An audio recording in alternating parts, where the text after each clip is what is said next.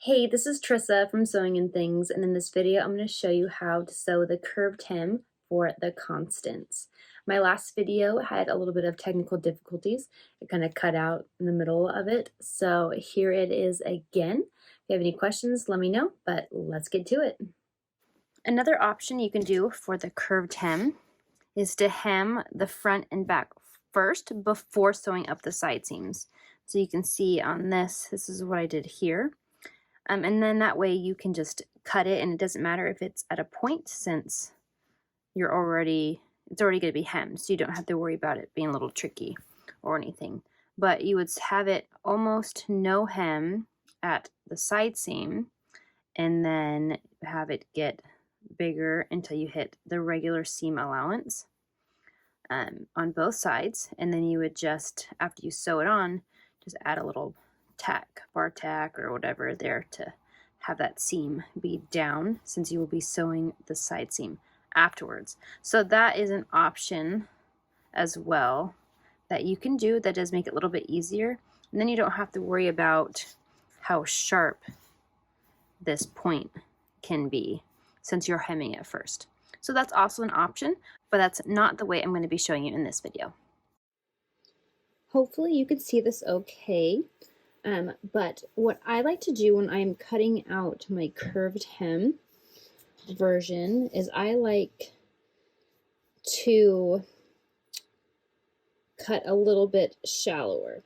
So if I'm going to be cutting the 4/6, which is this one right here, I'd actually want to cut on the 0.2 line. That way it's straighter towards the side seam instead of, I guess you can see it better here, instead of it being more like a V. That way when you get to hemming, it's a lot easier when it's hemmed, when it's more like this rather than like this. So it's a lot easier, in my opinion, if you start on the size before, the size smaller's curved hem, and then you'll just straighten it out to that side seam line. So if I were to do that, I'd cut from here and then go the rest of the way on the 4/6. So I'm going to go ahead and do that and cut out my front and back both ways with that same method, with a little bit straighter at the bottom. But yeah, and then we'll get sewing it up. You should have your top or dress now sewn. I went ahead and finished hemming my sleeves and my neckband. So now we're going to go ahead and hem that curved hem. And so I like to start off with it inside out. For me, I feel like it's a little bit easier. And if you remember here, this is a little bit straighter. If we would have done it with the curve on the same seam, or the same, I guess, side seam, it would have been a lot sharper like this, and it just would have made it a lot harder to hem it. I feel like this makes it a little bit easier. Okay, I had to go and grab my pins, so I'm going to go ahead and trim my seams if you haven't done so already. I like to start off pinning or clipping the side seams. I'm going to grab a pin right here, or a clip right here. So I'm going to clip that. I'm going to go to the other side, cut this off, and clip this side as well.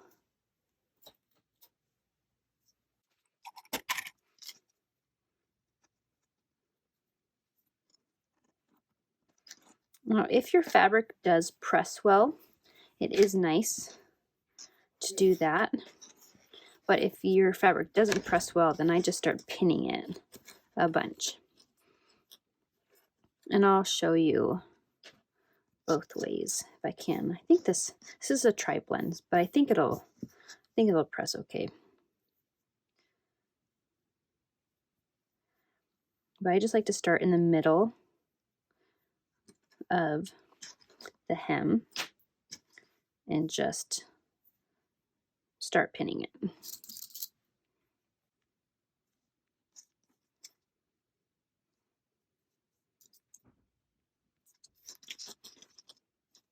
And you know, and as we get to the actual curve, it's gonna look a little funky just because there's more fabric on the raw edge than there is where the seam line is gonna be.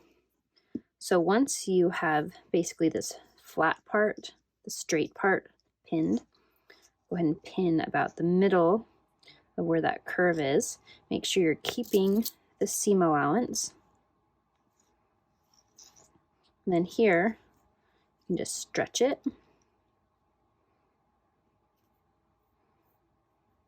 And then put a pin in the middle. That way it stays even. And then see how there's a little bit of bubbling? That's fine. That's totally fine. That's gonna happen. As long as your right side looks fine, it's okay if the wrong side gets a little funky. But if you want, you can also stretch this a little bit and put another pin. That way it's gonna be more even. So, but it's up to you. You can put as little or as many pins as you want. And then we'll come here to this side and kind of do the same kind of thing. We'll put one here towards the end.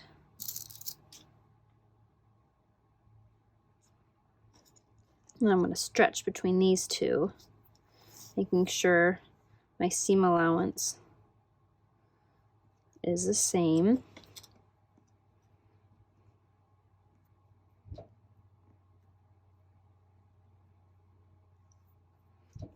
Putting a pin in the middle.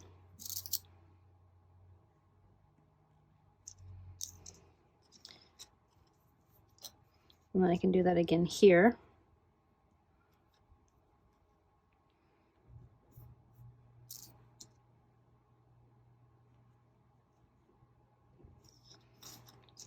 And put a pin in the middle.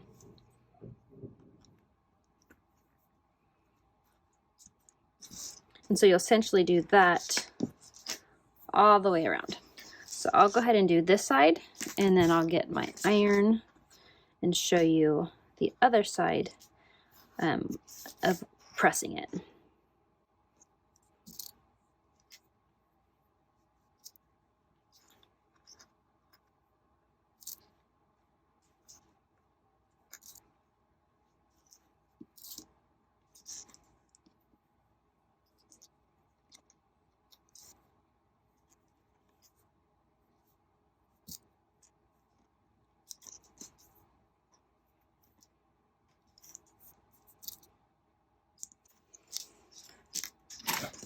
Okay, now with that all pressed, or I guess pinned, let's go and press this side. So I'm gonna be right back and go grab my iron. Okay, now that I have my board and my iron, I like to use a squirt bottle because I don't really trust the steam function on my iron. Because we probably don't always put the best water in it, so it sometimes gets a little funky. So I like to, ooh, my daughter has played with this. Okay, that's better. Make sure it's spraying and not shooting out water. But okay, anyway, so I like to go from the center again. Gosh, this is super wet now. Somebody was playing with my squirt bottle. But I'm just gonna start on one end and work my way around. I don't know where my small ironing board is, so I'm just have my giant one here.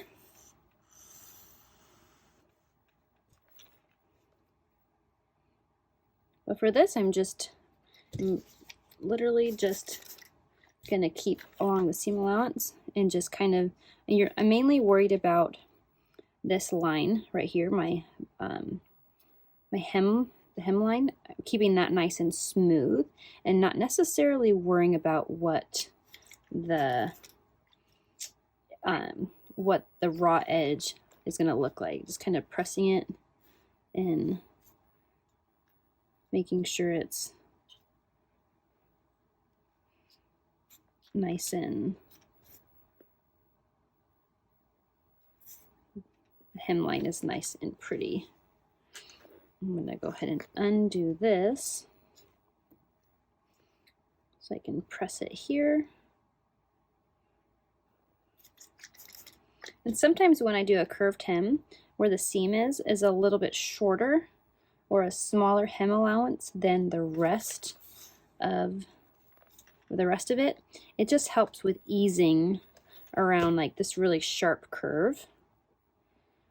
So just keep that in mind, that if it does get a little short, that's fine. Just make sure you are being aware of that when you are hemming.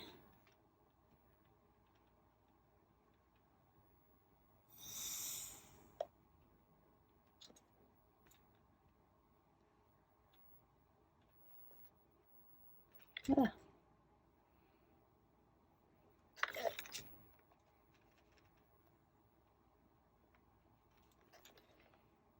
See, now I have this nice little, see this nice little crease? And you're going to want to stretch it a little bit sometimes, depending on how, you can't even see that, depending on how sharp that curve is. Just want to make sure you have that seam allowance, and then just make sure you're pressing.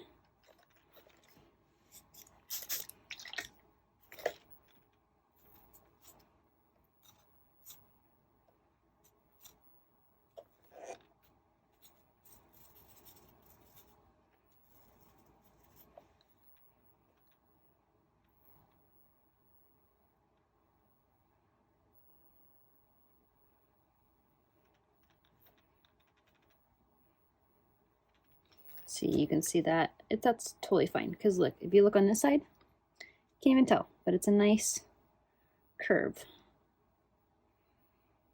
But I still like to go back and put pins in it when I'm done, just so it doesn't undo when I'm getting ready to hem it.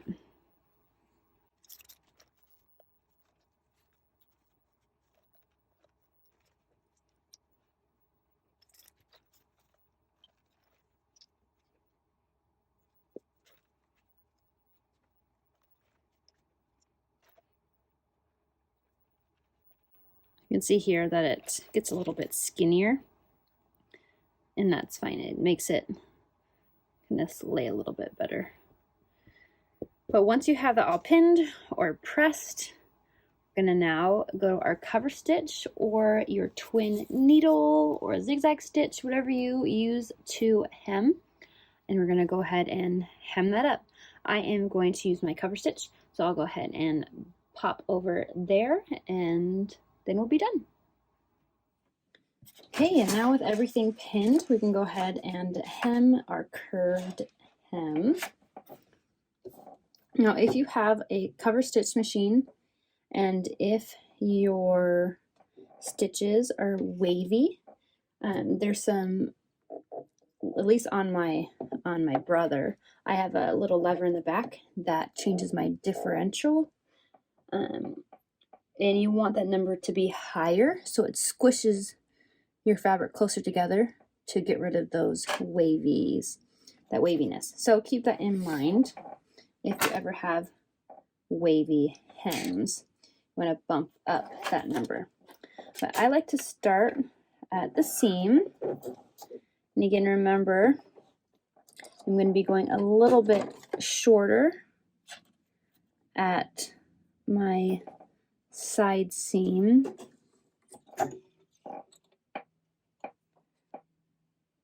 And then I'll have my regular hem allowance the rest of the way. And this point of the curve is, my opinion, is a little bit of the trickiest. And so you want to really make sure you're pulling your fabric so there's no wrinkles in it when you sew.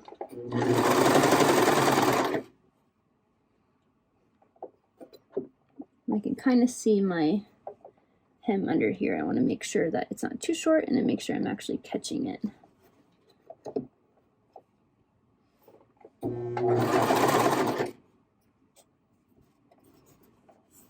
And I kind of pull with this hand, I kind of pull my fabric back away to make sure I have no ripples on my hemline.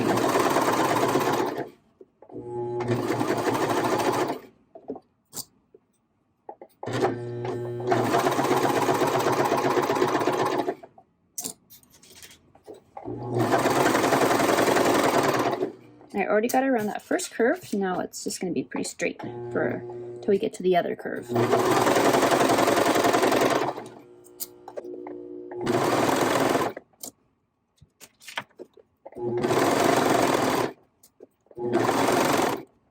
Now we're back at this curve.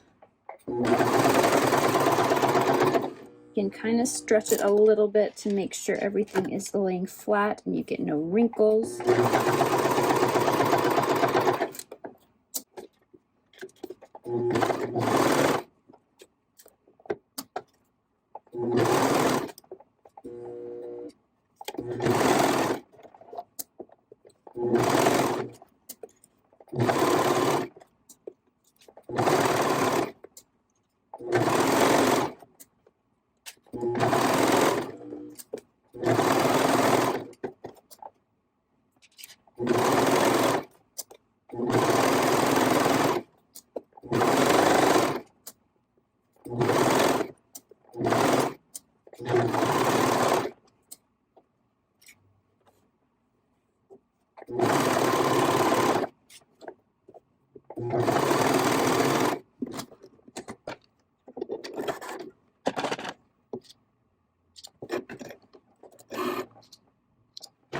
And don't forget, no matter what kind of stitch you did, whether it was with your sewing machine or your cover stitch, you want to make sure that you are tying your threads in a square knot.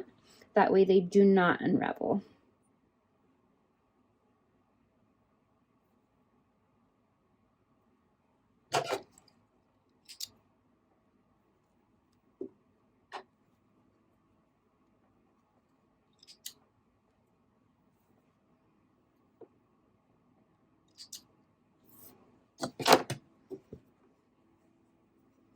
And afterwards, you want to make sure we go ahead and give it a nice press. But you can see here that I did was a little bit more shallow, and then I went to the regular hem allowance around. And you can see, I need to press this, get out those wrinkles. But this is what the wrong side looks like. Here's another curve. So yeah, that's curved hem. Give it a nice good press. This one folded over a little bit, but that's okay because this side looks great. And so I prefer not to do the gathering stitches. I can never get that way to work very well, so I like to do this. But yeah, give that a good press and then you're done. To stay up to date on the latest videos, be sure to subscribe to my channel, or you can check out my blog at sewingandthings.com.